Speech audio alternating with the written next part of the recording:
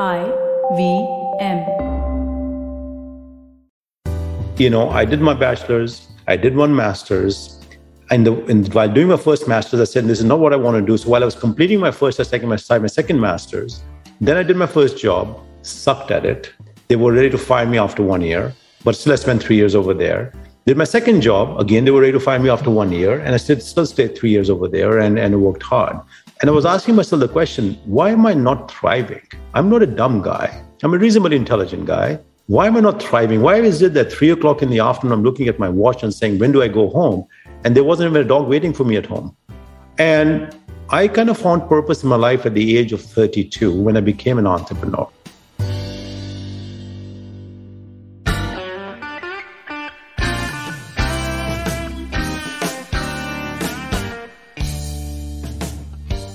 Hello and welcome to the Filter Coffee Podcast. I think it is safe to say that wellness is among the most used and probably abused words of the last 2 years. But it is often referred to in small parts, mostly physical, mental, or in terms of the food that we consume. My guest today, Singh, is the founder of RoundGlass, an organization that has many facets to it, but one overall goalpost, which is to democratize holistic well-being. I'm fascinated by Sunny's definition of holistic well-being in itself. He takes it beyond the normal and includes things like spiritual, financial, professional, and also social well-being into it. RoundGlass is also not a conventional company. While the app focuses on wellness, the RoundGlass Foundation, for example, works on sustainability in over 1,000 villages in Punjab, the state that Sunny is from. And RoundGlass Sports inspires youth and children's well-being through sports. It owns the exciting Punjab FC, which is part of the I-League at present and is expected to be a part of ISL very soon. And it also runs academies for young girls in field hockey. I enjoyed my chat with Sunny immensely. Speaking to him about wellness is also very therapeutic, as it has an unhurried but holistic feel to it. I spoke to him about his entrepreneurial career, what motivates him, and the most important question of all for me, something I've been putting a lot of thought into lately, which is how does one stay in the moment? Be with us. We'll be right back on the Filter Coffee Podcast.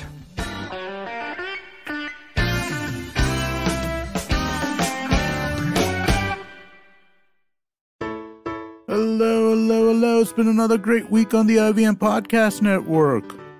On Advertising is Dead, Varun is joined by GrowthX founder Abhishek Patil, and they discuss the challenges faced by internet-run organizations and how problem-solving is a collaborative effort. On Marathi Khidkitun, it's a crossover episode with the Deshmukhs welcome the hosts of Don Baika Gappa Aika, Avanti Damle and Aparna Dixit to celebrate. On All Things Policy, Suman Joshi and Sarthak Pradhan discuss the debate around freebies offered by political parties to voters. On Cyrus Says, Cyrus and Abbas are in conversation with visual artist Shantanu Hazarika about his early days in the Northeast, his love of heavy metal, and how he ended up designing album art for Indian rappers. On Think Fast, Varun and Suchita talk about recent mergers and acquisitions. They talk about companies like NDTV, but they also talk about their own experiences as LBB got acquired by Nykaa and The Glitch was acquired by Group M. Once again, I'd like to remind you all about our merch store. Go check it out on the website, ivmpodcast.com. There's a tab for a shop. Click that and it'll take you to our store. Also, do follow us on social media. We're IVM Podcast on Twitter, Facebook, Instagram, and LinkedIn. Please do spread the word about the show. That really does help us. And finally, do remember, rate us or review us wherever you are listening. And that could also be YouTube. We have a number of channels on YouTube where you can go and check out our shows. You can go and find those channels on ivmpodcast.com/YouTube. And finally, we'd like to thank our sponsors this week, HDFC Mutual Fund, TransUnion Civil, SBI Life Insurance, Checkpoint Software, and Smallcase. Thank you so much for making this possible. Welcome to the Filter Coffee Podcast, Sunny. How are you doing and where are you talking to us from? I'm doing well, Karthik. I'm sitting in Seattle. As you can see, it's almost sunset, and so the light is shining on my forehead. It has no other implied meaning except for a sunset. It seems like it was a beautiful day, and yeah, I can see that beautiful ray of sunshine in your room. This has been quite some time in the making. I've been wanting to have you as a guest on the show for a while now, and mostly because I've always been fascinated by all our journeys in discovering one's purpose. Right, which is for the most part defined by our professional life and what we do as a body of work, isn't it? And in your case, I've found it extraordinarily fascinating, your journey. And hopefully over the next 30-40 minutes, I would love to explore that so that the audience can take away something that they can use. But I want to start right at the beginning in this journey for you. Let's start with the young Sunny. Where did you grow up, and what was childhood like for you? So Karthik, I've spent half my life in India and half my life in the US. I was born in Patiala in Punjab, but I grew up in Delhi most of my life. I spent a couple of years in Africa because my father is an international field hockey coach and player. So he was on deputation in Ghana, coaching the Ghana national team. So we were there for 2-3 years and then came back to Delhi. So my entire upbringing was in Delhi. Did my schooling, my college in Delhi, and then I came to the US for my master's. But as my childhood pertains to my childhood, I think I was a happy kid. I'm sure every child has some quirkiness, some insecurities, some fighting through the demons and everything like that. And I don't think I was any different. The only thing that I remember myself was that I was very studious. I studied hard on my own accord. Nobody had to tell me that. I didn't get too inclined towards hardcore sports, even though I played basketball growing up. A little bit of golf when I was in college, because I was just getting bored in my last year of college. I said, let's start golf, and did well at that. But also that I was a happy kid. I was a content kid. I was studious. I was pretty sorted. Didn't have too many distractions. There was a lot of love at home. My mother basically lived for both me and my sister. So a lot of love at home. The food was the best I've ever tasted. She was a great cook. And when you cook with so much love and care, it's just like she always hit the spot. And so even though I grew up in a kind of a lower middle class family, I never felt that we lacked anything. Even though, things were tight many times, but it was not, oh my God, I don't have something. And I almost lived life as it went. I lived life one day at a time. Things happened one after the other. And I kind of it was a process of discovery, not the kind of discovery I'm on today, but it was it's like things unfold. You go from grade to grade, you focus on certain things. I remember when I was, when you're supposed to take when you're in 11th grade, you're supposed to take, are you going to go into commerce or engineering or arts or medicine? And I took commerce. And after 2 days of reading the book, I said, I don't need to go to school for this. I can read a book and do business. So let me just take engineering so I can learn something. So things like that unfold. Many things happen where you kind of, if I think about now, you get embarrassed and saying, oh man, I can't believe I was thinking like that, doing like that. And you go through the growth years. And having grown up in Delhi, and also I have a lot of friends who have grown up in other cities, including Mumbai, I realized that these cities are different. Growing up in Delhi is different from growing up in Mumbai. But I have no complaints, no regrets. Life unfolded pretty well for me. I've always wondered, especially in that part of the country, which is for the most part of Punjab and Delhi, sport is a way of life. It's very different. If you look at, say the south of India or any other parts of it, sport and the outdoors are a way of life, isn't it? And later on in the show, I was going to ask you about where your inspiration for sport and wellness came from, and I can tell that the seeds were sown by what your dad's vocation was. But, growing up as the son of a football coach, you said you played basketball, but in life, what was the impact of sport? Did you grow up playing and watching a lot of sport?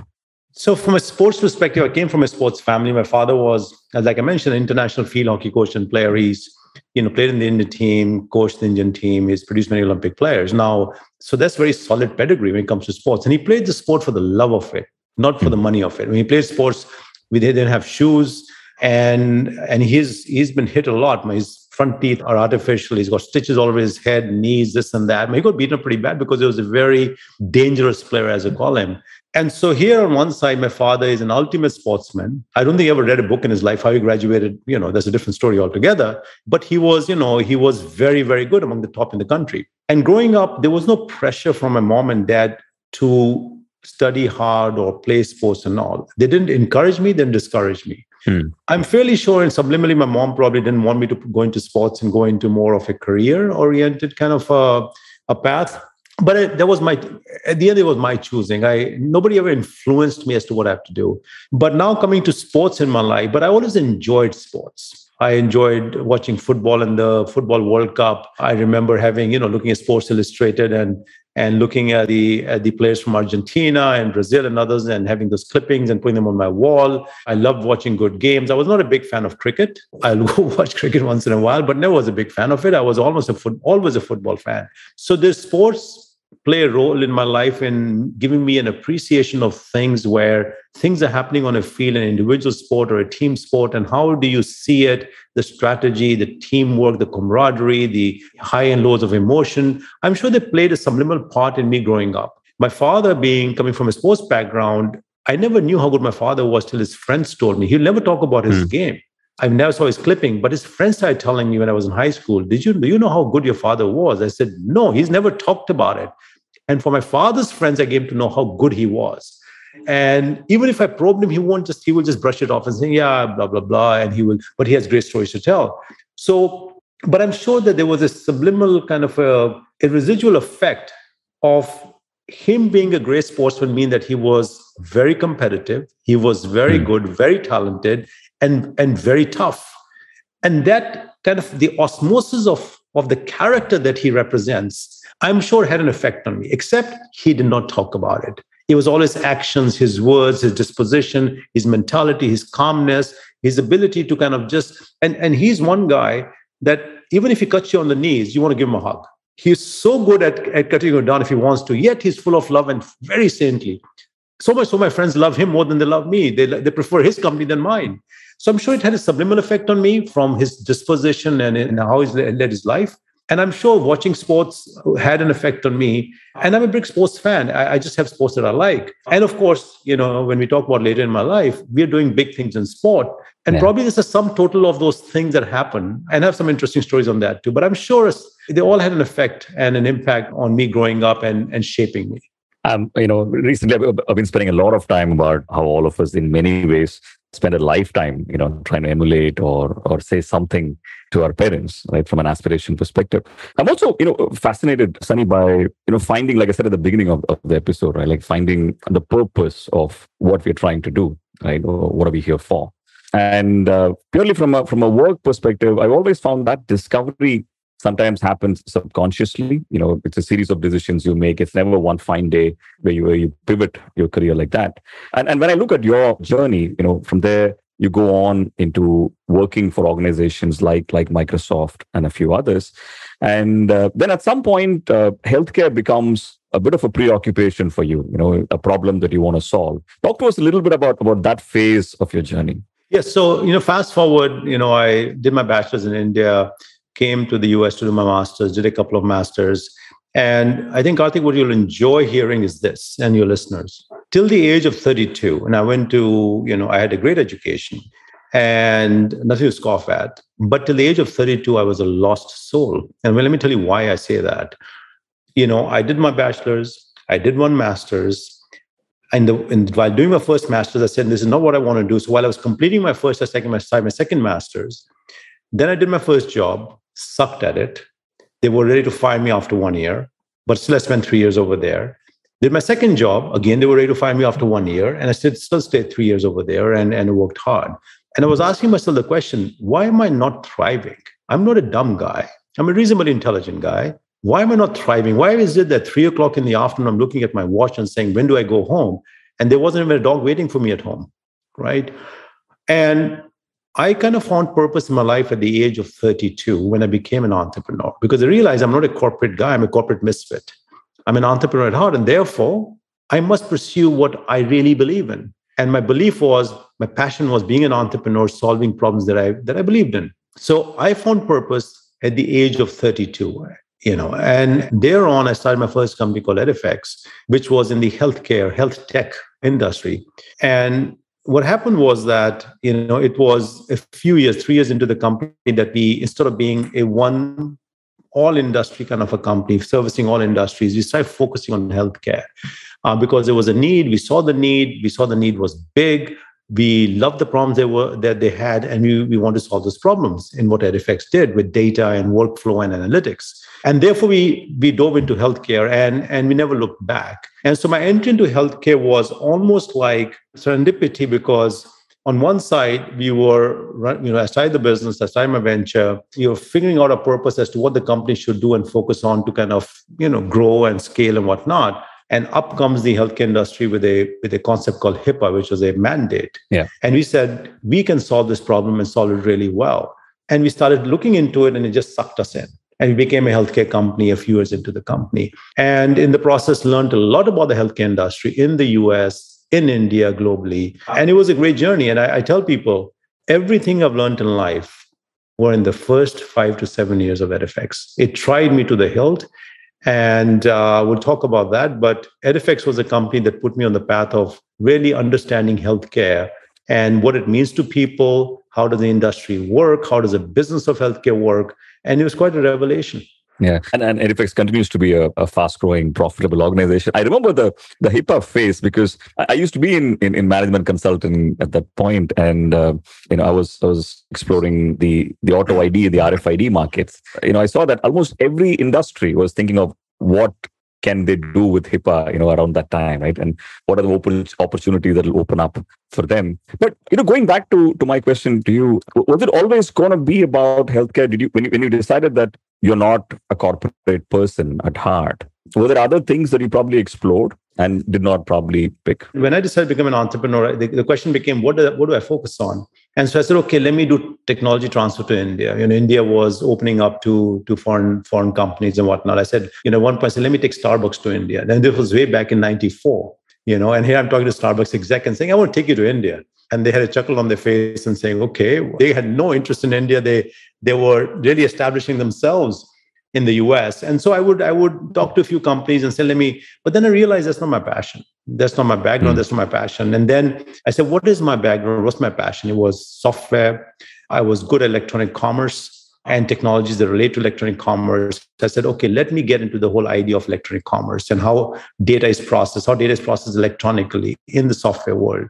And so when I was thinking of becoming an entrepreneur and figuring out what I wanted to do, I did toy with ideas till I settled down and saying, this is what I want to do. And once I settled down on that, there was no discussion. It was a straight line approach, saying this is what I'm doing. And just so happens that in the process of what we were doing, we were very good at processing information, data that's exchanged electronically between companies. And just, the right time came the healthcare HIPAA regulation, and we said, we can solve this problem really well. And we fell in love with healthcare. That's all that happened, because we love the industry, we love the problems, we could solve it really well, we could make the customers really happy. So it was very satisfying for us. And we just got consumed into it. And so much happens that within 5 years, we were only a healthcare company. And so, starting the company, we dabbled with some ideas. But once we settled down on software and then we kind of saw the healthcare elephant in front of us, there was no looking back.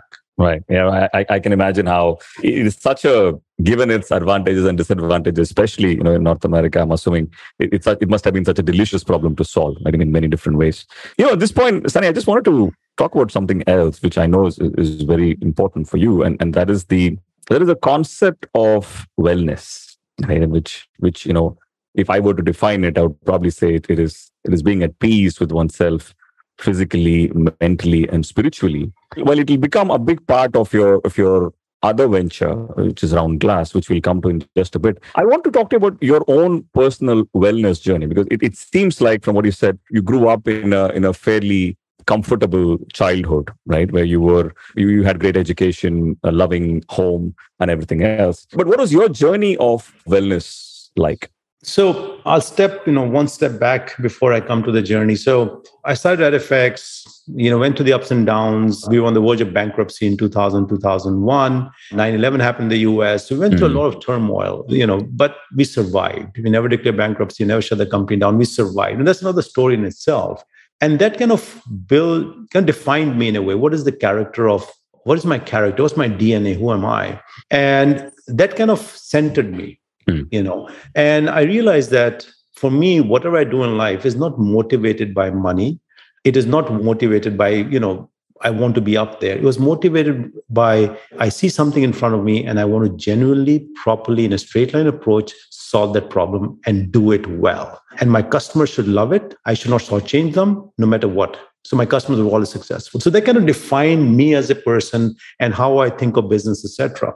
Now remember, I started my first company on my credit cards. I actually came to the US on a ticket that was a loan from a bank by a loan officer whose daughter was my sister's friend. So he said, he's good for that loan. Give him the loan so you can buy an air ticket. Now, I come to the wellness journey, but I want to give him this anecdote of here's a kid who comes at the age of 23 from India on a ticket that was a loan from the bank, on a full scholarship, starts his company on his credit cards. 4 years into the company on the verge of bankruptcy. We had almost $2 million in tax debt. Can you imagine? Our revenues were not that much. Wow. We were like, everything that we could do wrong, we did wrong. We were learning on the business and whatnot. I had never been an executive. I never had managed teams before. I never had raised money before, etc. And therefore, that kind of, you had to go to that fire, which is again, a meditative journey. To go through that much, people say, Sonny, you should have been dead by now with what you went through. All the huge downturn you went through and the 9/11 happened, the country came to a stop. But somehow we found the courage as a team to survive and get out of that tornado. And that seasoned us. That was a meditative journey. And what happened was at the age of 40, I was about 8 years into the company. I was working very hard. I was a thoroughbred. I would work literally sleep 4 or 5 hours a day. I worked 7 days a week. There's no godfather. There's nobody to write you a check. There's nobody to just help you. Everything falls on you. And so you go into a zone, right? But my body started rattling. I said, what's happening? I'm young. I'm a physically fit person. And so why my body is rattling? And that started my journey of well-being. So the idea of going through the difficulties, being a totally orthogonal view of starting a business and creating a business, learning everything in the business, going through the downturn, surviving it, that became one meditative experience. And then comes, you hit 40 and saying, why am I physically not well? And so I started getting into yoga, meditation, food, detoxing my body, etc., etc., etc. So I started learning. The journey of wellness started, what you call wellness now and then, but I call well-being now, started at that point. And so much when you fast forward now, about a few years ago, when I started my second company, RoundGlass, the reason was I saw that healthcare was not a system of care. It was a sick care or disease management industry where if you fall sick, we do nothing, pump you with chemicals or put you under the knife. And so my soul searching led me saying, hey, and I'll tell you why I started the second company was, in order to take care of people, what is the right way to do so? And it was holistic well-being. Now, the fact that I had gone through this tough journey, which taught me a lot in life, matured me and made me grow, to the wellness journey I started at the age of 40, to a company that I started just a few years ago in holistic well-being. So as far as I'm concerned, I was always on a wellness journey or a well-being journey since I started my company, found the purpose, went through the ups and downs and said, come what may, we'll survive and thrive and make it happen. But never, Karthik, because I wanted to make money or I wanted to achieve something. It was, this is what I believe in. I could solve this problem really well. And whosoever I solve this for, I have to do a darn good job for them. They must see and get value. And so always have a straight line approach. And that I think dovetail into my whole concept of well-being. How do you do right for yourself and for others? Right? Have the right motivations. But anyway, I want to give you all these anecdotes because these dots, when they tie together, is my first phase of my well-being journey. I loved what you just said. It was so candid. It was beautiful and inspiring at the same time. It set context almost to this other phase of your journey itself. And I can resonate with it so much, Sunny, because I'm probably, going through that phase right now, right? Where, I always thought that our body is very sub-quality hardware for the minds, and the body gives up, halfway in this journey.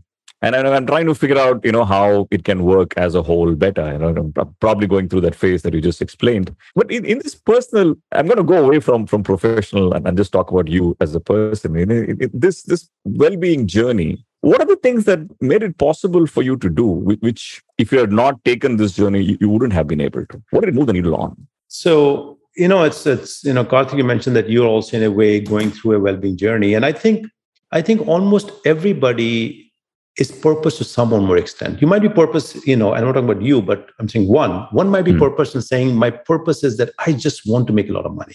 Their purpose for that.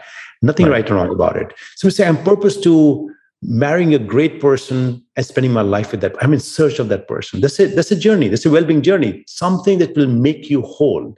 So journey should never be judged. Your well-being journey should never be judged. It's what you're doing and what you feel is the right thing for you, right? But what the difference is that you must separate out, are you doing that no matter what? When the odds are stacked against you, will you still be on that journey? Or are you going to say, let me cut and run and do something else? So it's a question of making sure that when you find your purpose, your journey, or you think you have, are you willing to do what it takes in terms of, it's gut-wrenching. Doing anything and pursuing something in life that you really give yourself to is gut-wrenching. The Cinderella stories are far and few between. They get published and therefore people think, oh my God, everything is a Cinderella story. It is not like that. It is not like that for 99.99% people out there. They have to go ups and downs. And everybody does. Some have a Cinderella story.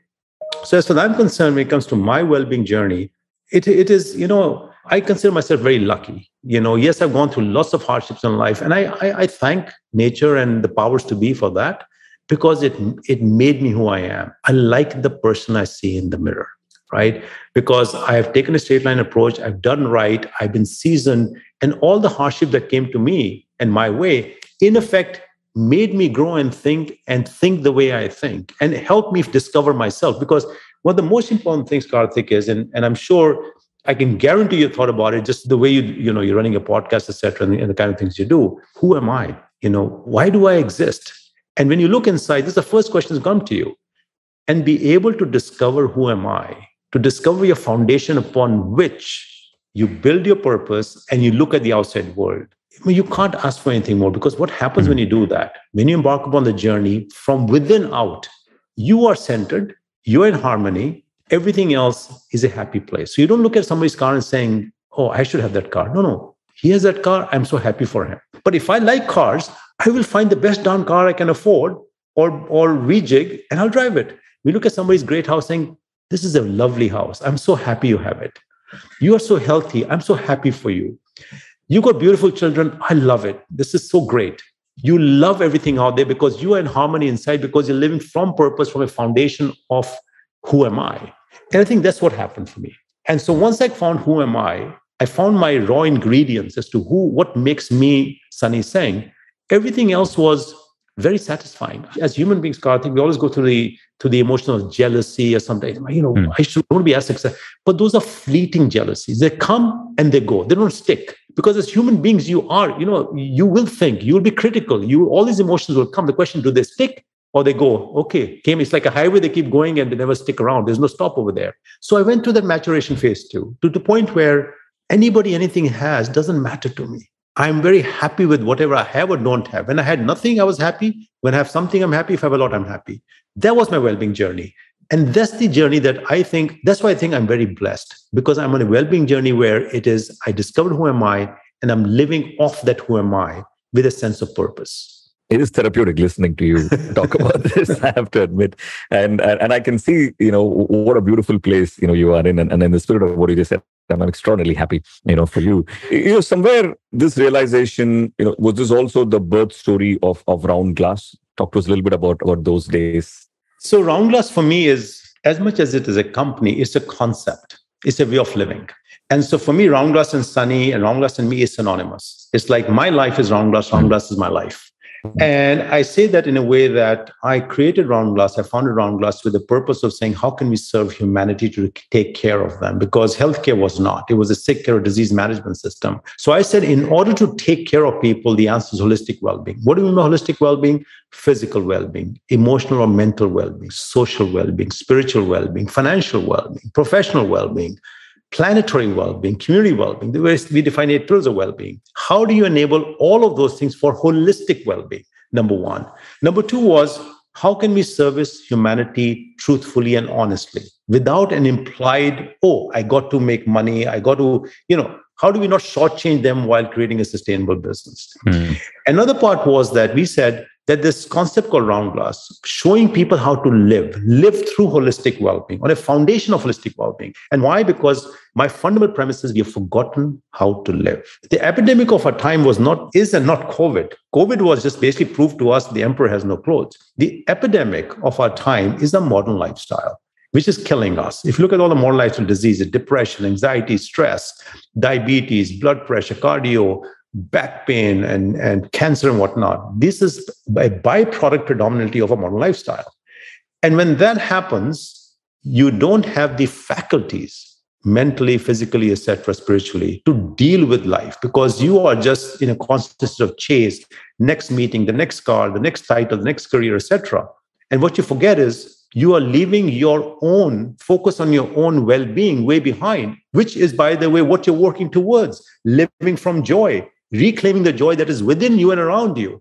We want to seek happiness, but we'll do everything to screw up our happiness and shortchange our happiness, only to come back when we are 50, 60 saying, I'm either too tired or too, when I was 32, Karthik, I was like a thoroughbred. I was like a racehorse. Today, 32-year-old kids are going to the doctors with mental and all kinds of issues. It is the modern lifestyle. So the formation of RoundGlass was showing people how to live through holistic well-being and claiming the joy that is in us and around us. And through focusing on all the pillars of holistic well-being, using all the modalities of holistic well-being, whether it's meditation or yoga or sleep or food or music or whatever that, grieving, for example. There's a lot of pathways and modalities. How do you bring all of that together to show people how to live? That's a very complex equation. And that's the equation we're trying to solve, because we have one body, we have one life, we live one day at a time. And no matter how good a juggler you are, you still do one thing at a time. You might be micro doing it, but you can't do two things at the same time. It just doesn't happen. And so how do we bring all of that to an individual like you, like me, and like others, and saying, let's show you how to live, but it's personalized for you. It's not one size fits all. How do you live? It's like everything from how do you brush your teeth to how do you prepare yourself to go to sleep and everything in between.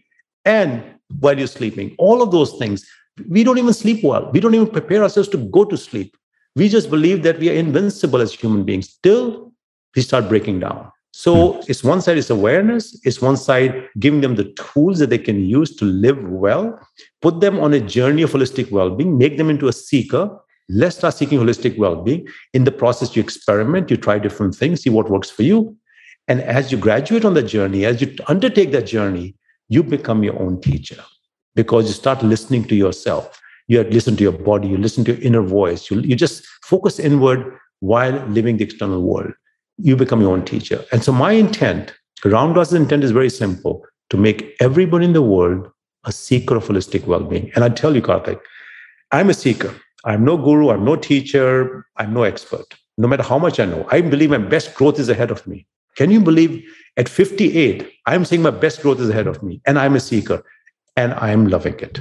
It is like a beautiful life, because I never feel bad saying, okay, am I inadequate? How can I be inadequate? I'm a seeker. And I love everything. I love the sunset. I love my friends. I love to travel. I love the food I eat. I eat mindfully. I'm present. When I get angry, I center myself. It's like I'm toying with my own emotions. I'm saying, come, give me the best. It's a beautiful life to live. I want everybody to live that beautiful life. And that's RoundGlass. Firstly, you don't look and sound a day older than 45. So I find it very difficult to believe you're 58.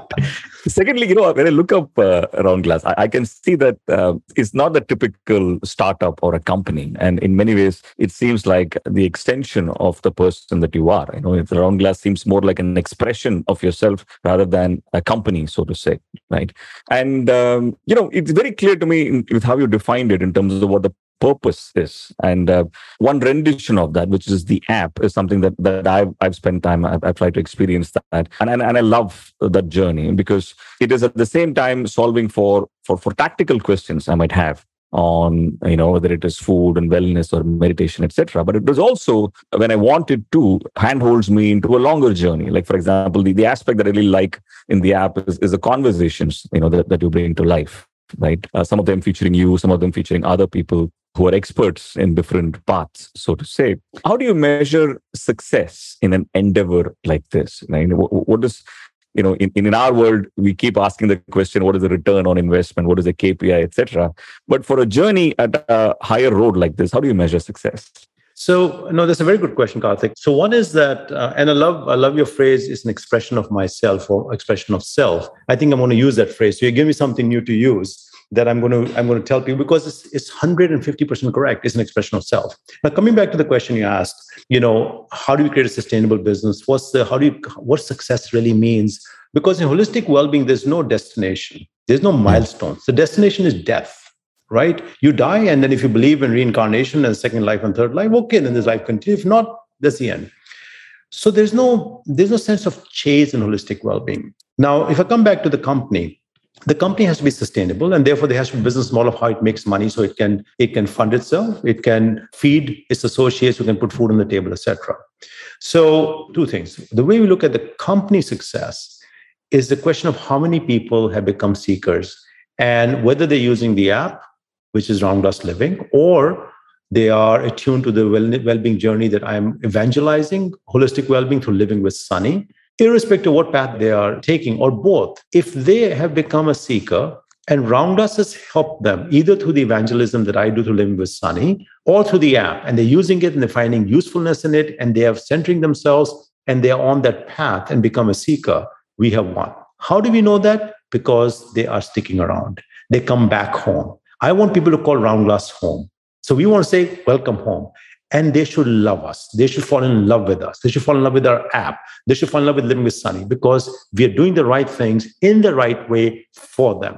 So if there's stickiness and more of them come, and the more and more people become seekers and they're sticking around, that's success for us. So that's how we measure our success. Yes, to create a sustainable business, I fundamentally believe if people love you and love what you have to offer, sustainability comes. The money can be made. I don't think the money will be difficult. But if I pursue money, which we can, and make a sustainable business, then I've compromised the bigger cause, the bigger vision. I believe the money will follow, and we have the ability to sustain ourselves very nicely. I have begun my experience and everything else. So for us, having users come, having seekers come, fall in love with us, call RoundGlass home, and we can add more and more value in their life because I want to add increasing value in their life. And I want 1 billion seekers. I want 1 billion people in this world to become seekers with me, just like I am. And so, yeah, can you say 1 billion people is a success metric? You could say it, but that's just a number. It's just a number I'm throwing out there. If one person becomes a seeker, I've changed one life. If 1 billion people become seekers, I've changed 1 billion life, or somewhere in between. I'm happy with either. On the business side. On the personal side, again, I want people to stop chasing, stop pursuing. Everything is like, I work from Monday to Friday. Guess what I do Saturday and Sunday, Karthik? Oh, Karthik, I actually do my laundry. I just go do grocery shopping. I do blah, blah, blah. And then Monday comes along and I have not rested. I have not realized that my kid is growing up. And if my kid says something very interesting that I totally ignored. My spouse was missing me. I'm compromising my relationship. I didn't talk to my friends. I didn't call my father. I didn't even look at myself. I said, how do I just unclutter my mind, mental detox? Or maybe as a family saw a movie together and we laughed. We played a board game together and we laughed. I missed on all those things. Why? Because I was doing my laundry. I was doing washing my car. I was doing blah, blah, blah. And Monday came and then we are in a rat race again. We're both working and life goes on like a gerbil, right?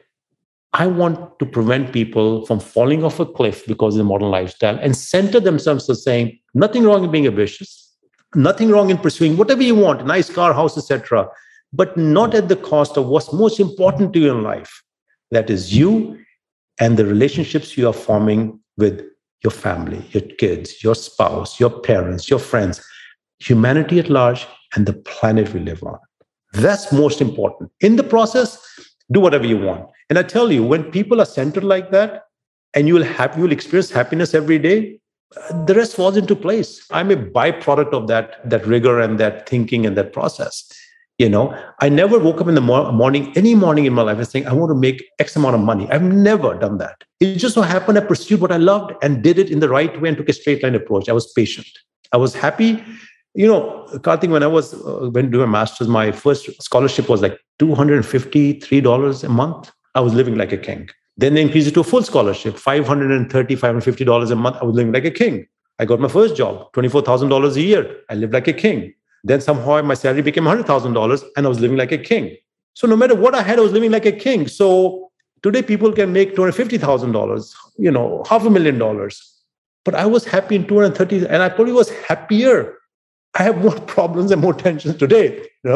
So my take is that if we just center ourselves pursuing the right things in the right way, yet make something a passion and try to do it really, really well, the money follows.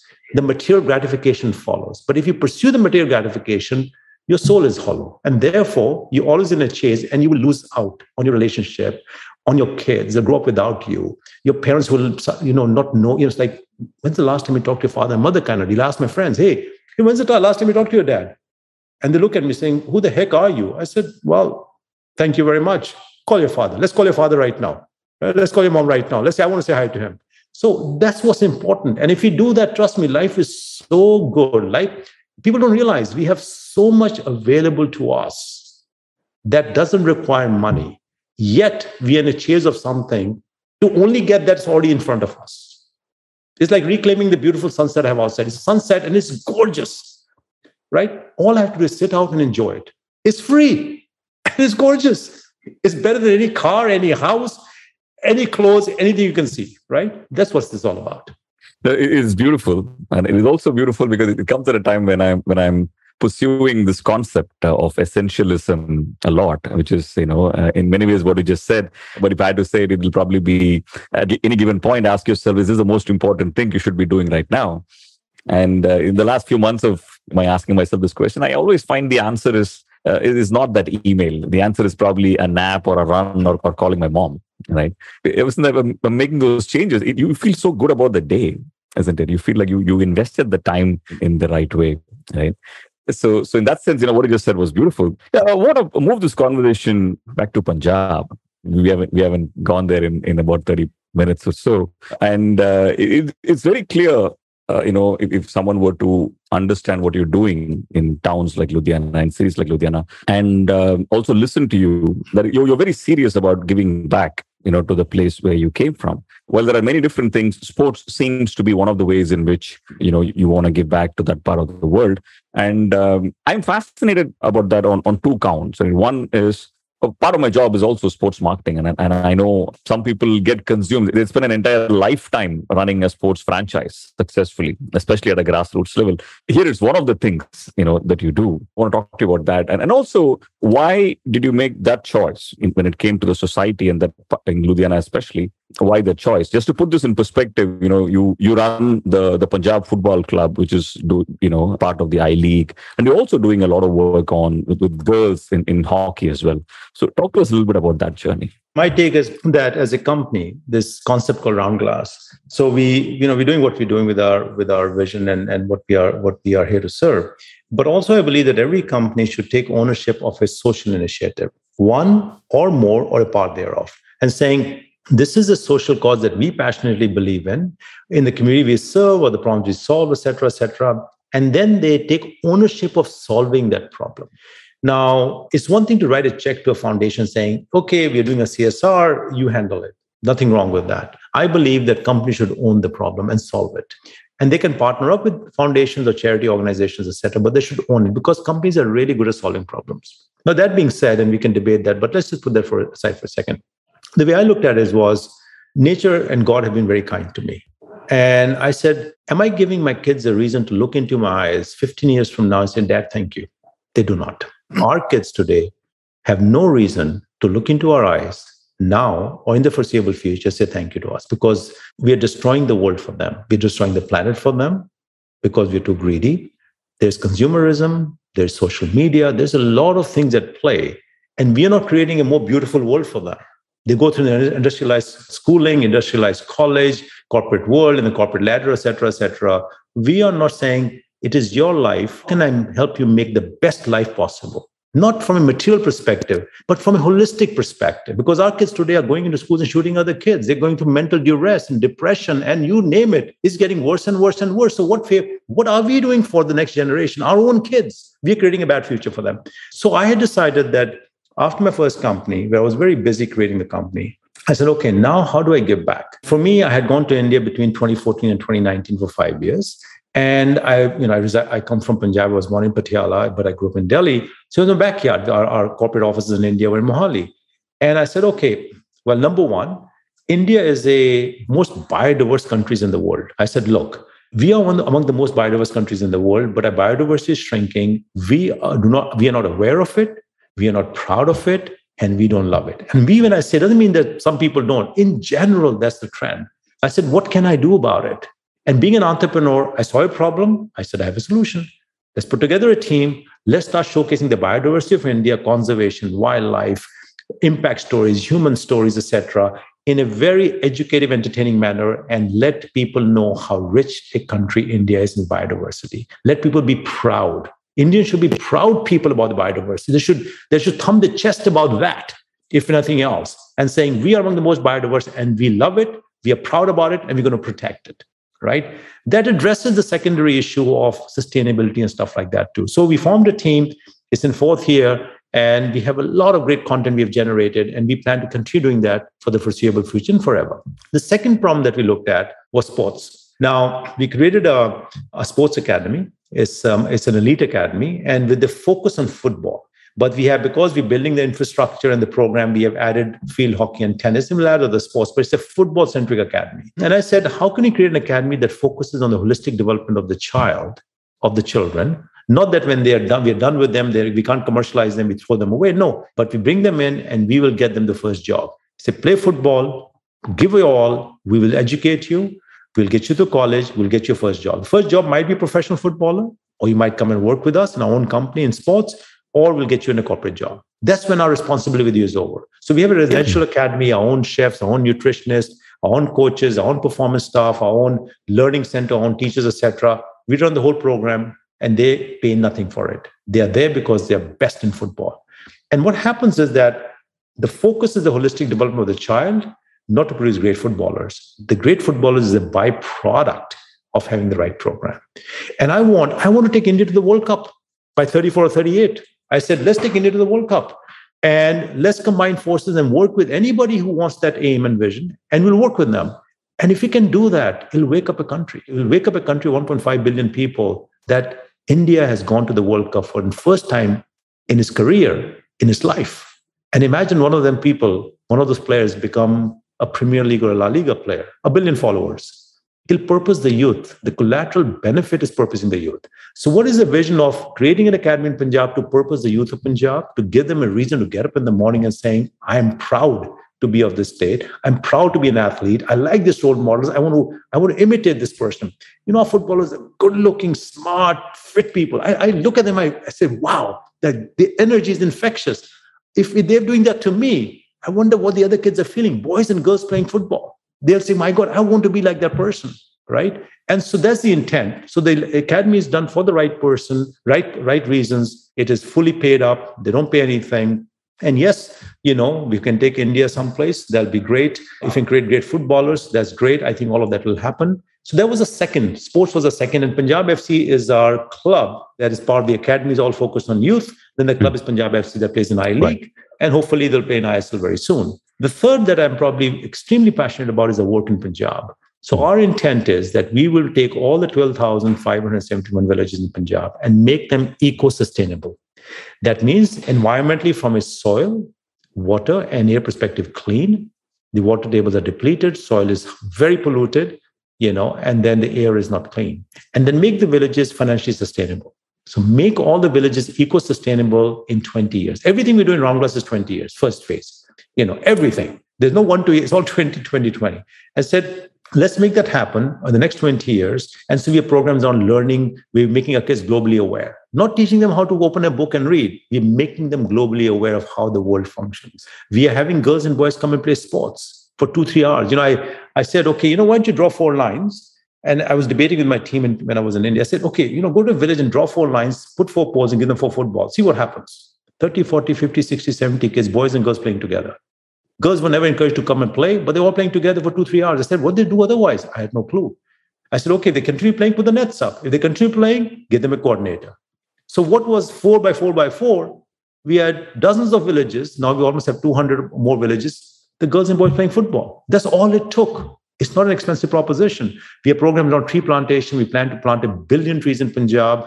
We're doing waste management of solid waste. When you do waste management, you start cleaning up your houses. Cleanliness goes up. Manure is organic. Farmers can use it. We're doing things around yoga. We are doing things on regenerative farming in Punjab. So we are doing all of these various initiatives for the holistic well-being of our villages to make them eco-sustainable. So again, biodiversity is part of holistic well-being. Sports is part of holistic well-being. Punjab and eco-sustainable village is part of holistic well-being. This is our way of RoundGlass's way of giving back to the community, saying we have the ability and power and determination and will to do something for humanity and the planet, and therefore we're going to do it. Yes, we have the commercial side. The commercial side will feed the social side. I will put my resources into it and we'll make those happen. So for me, giving back is everybody can give back, Karthik. You can give back. I can give back. My son can give back. My friend can. Everybody. It's just a matter of what do you want to give that you're passionate about and you have the will, you can do that. So my take is to show people, look, you're running a company, think about the world too, right? Do collateral benefits, do social initiative that you believe in, and give it take a straight line approach, a long-term approach to solving that problem. And we're going to solve those problems. We're going to solve the sports problem. We're going to solve the biodiversity problem. We're going to solve the village problem. We'll solve it. What's the worst going to happen? We will fail. But the very fact that we thought about it, we have people inspired, village is affected. They are affected in a great way. They are now infectious with great energy and trust. We have already won.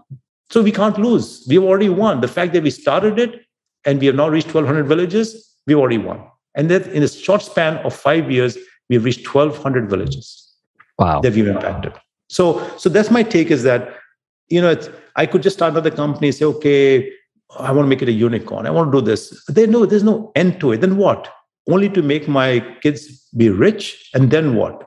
Take away the life that they could make for themselves. I don't want to make the life for my children. I want them to make the life for themselves and feel good. When I look in the mirror, I feel good about the person I see because of the life I've led and how I've gone through life. I want my kids to feel the same. Why would I shortchange them and say, let me make my kids' life easy? Yes, good education, a humble home to live in, good healthcare. Fair enough. Otherwise, buddy, let's have some fun. Make your life yourself. It's so inspiring. There's so many things to unpack in what you just said, Sunny. I think two things will stay with me for a very, very long time. One is, in spite of my wording the question in one way, one of the things you said, which is the footballer is a byproduct of the system. It's a very, very deep concept, right? And the other thing that will stay with me for a very, very long time is it's so refreshing and almost unheard of to, especially in today's times, for a founder to talk about a 20-year impact, right, of what you're setting out to do. Almost nobody I know or read about is playing that game, especially in this part of the world. Reaching the hour of this conversation, and I'm conscious of the fact that I need to wrap this up, even though I think we can do a 10-part series and I'll still have more questions to ask you. One thing that strikes me now as you speak is there's also one thing that I'm trying to conquer, which I'm unable to at this point, is the concept of time and how do you make it work for you, right? How do you conquer time, especially with someone like you? While I appreciate the completely non-anxious way in which you're approaching things, there is a sense of peace to it, a sense of purpose to it. Time is finite. I'm sure you more than anybody else realize that. How do you conquer time? If someone was seeking some guidance from you on that, what are the one or two advices you will give him or her? So that's a very powerful question, Karthik. And, I don't know if anybody has the answer, or if I have the answer, or there are many answers. The way I look at it is that it is your life, it is your time. It's one thing to give the benefit of your time and intelligence and effort and talent to others, to the cause of, in service of. But the fact is that if you don't claim your own time, if you don't claim your own life, if you don't start living, whose fault is that?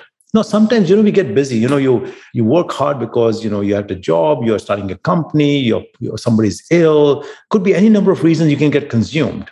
And that happens from time to time. But if your life is totally consumed, day after day, year after year, there's something fundamentally wrong. Unless you're saying what I do every morning and get up and do is exactly how I want to live. I'm living my dream. Therefore, what else do you want? I'm enjoying every moment that I live. Few people live that life too. But to claim, you have to claim. It's almost like, I'll come back to the very basic tenets of holistic well-being. One of them, there are many ingredients, there are about 8 ingredients. One of them is living in the now, being present. When you're present, that's a present you give to yourself, the present of time, the gift of time by being present. And I tell you, if you could do just one thing, it takes a lot of practice. Being present when you eat. Do you eat mindfully? Being present when you're having a conversation. Is your mind going everywhere else? Being present when you're talking to your son or daughter. Are you there? Or they think my dad is just superficially is thinking of some other problem while talking to us. The benefit of time and being present to your spouse, to your friends, to your job, to yourself. Just looking at the sunset. I talk about the sunset. I would like to just look at the sunset because that's my way of claiming my time. Being present, saying, I'm just one with nature. My God, I'm a lucky son of a gun. So being present, being in the now, living in the now, and that requires practice after practice after practice because you'll keep getting distracted. Mind is a devilish place at times, right? And especially if you're in an industry like you and I, our minds are overworking all the time. And with social media and all, the attention span is, our mind is just racing like a gerbil, very fast.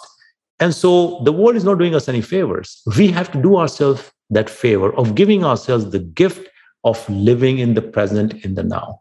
That's one of the 8 ingredients of holistic well-being. If you can do that, you've conquered everything.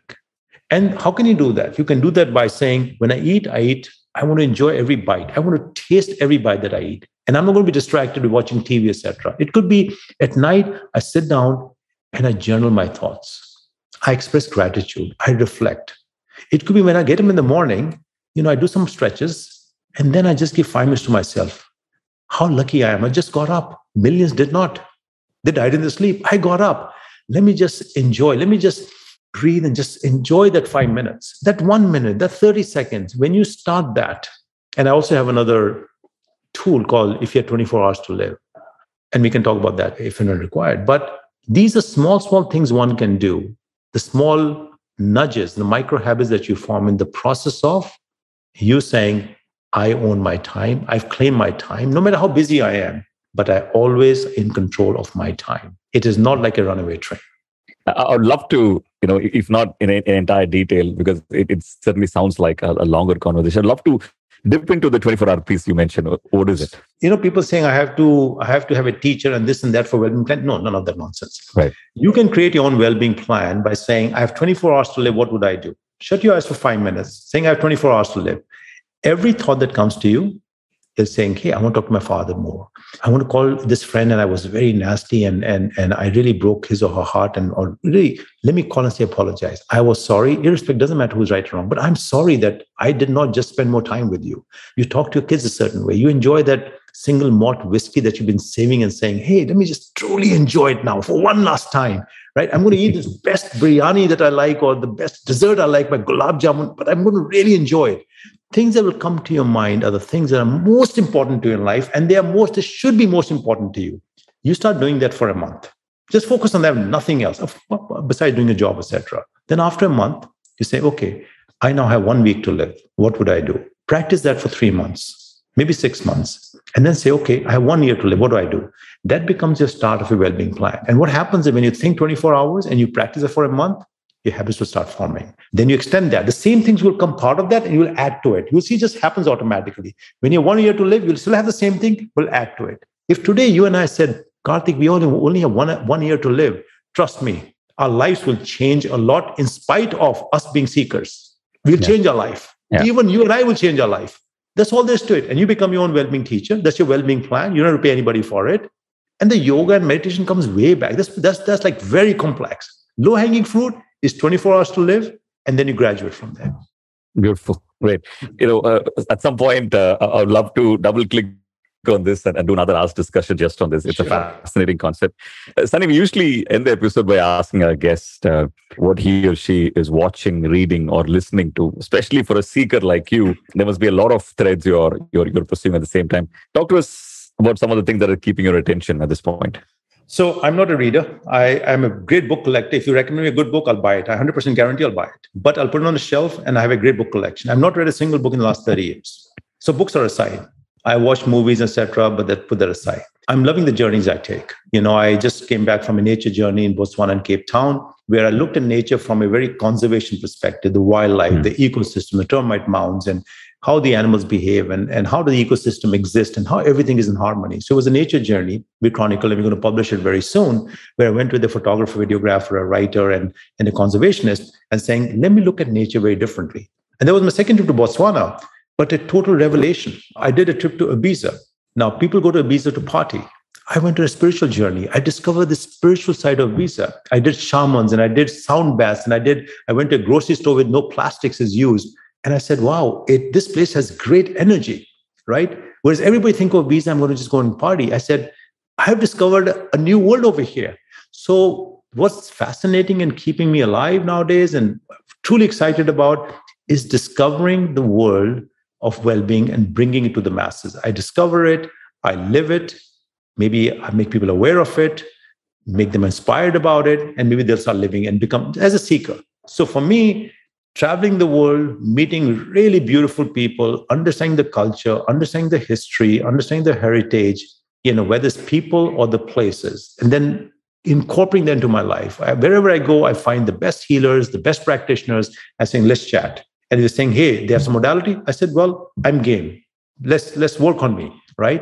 And then finding the beauty in the place. And I never go to where tourists go. I never go to a city and saying where all the tourists hang out. I never go there because that's an artificial world. I go where the natives are, where they eat, how they live. So I'll go to the suburbs, I'll go to the village, I'll go to the countryside, and I'll talk to people who have lived there for decades. I'm saying, tell me your world. I want to hear your story. I want to get to know you. And I'm telling you, it's like, Karthik, I tell the world, tell your kids to travel, travel, travel, travel, travel. It's the best education. The diversity of people and viewpoints and cultures and cuisines makes you so rich. It makes you a global citizen. What else can you ask for? To be a citizen of the world, of the planet, and saying, the planet is my home. I can go anywhere. And I know this planet. I love it. I love people. There's no difference in you and I. It's not what the color of the skin and what's the hairstyle and how they eat and how they talk. Doesn't really matter. You find beauty in everything. That's a very rich life to live. And I feel myself very fortunate. I'm able to do that today, is to travel around the world and do my journeys, my well-being journeys. Beautiful. That's probably one of the best answers I've had to that question. Sunny, thank you so much. I've been doing this for about 155 episodes now. I know there is always something for me and the listeners to learn and to be informed about. Very rarely do we do an episode which changes the way you live. I think this is probably one of those. Thank you so much for that, and thanks for your time. Look, Karthik, thank you for inviting me. I'm humbled and honored, and it was fantastic talking to you. And you have a knack of extracting the best out of people. So you made me talk a lot. I'm glad I did. Thank you so much. Thank you, Karthik.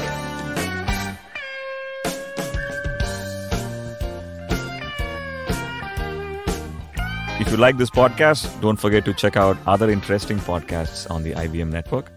You can listen to us on the IVM Podcast app or ivmpodcasts.com. You can also follow us on our social media. We are at IVM Podcasts on Twitter and Instagram. And if you want to reach out to me, I am _Karthik, that's Karthik with an H, on Twitter, and filter_coffee, that's coffee with a K, on Instagram.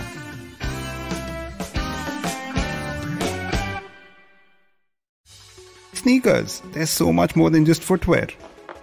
A cup of well-brewed coffee, that can taste like wine. Our phones can even tell the time, but a mechanical watch, that on your wrist, feels different. These subcultures, some very niche and some not so niche, are fantastic hobbies, and I'm obsessed with a lot of them. They're approachable, they're a lot of fun, and they're very, very therapeutic.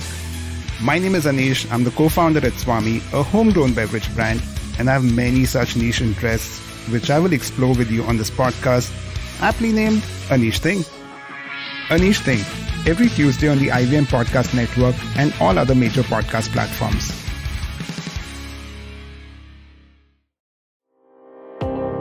Do you wonder why China does the things that it does? Or want to know how we could improve online privacy? Or perhaps you're thinking about how we can kickstart India's economy?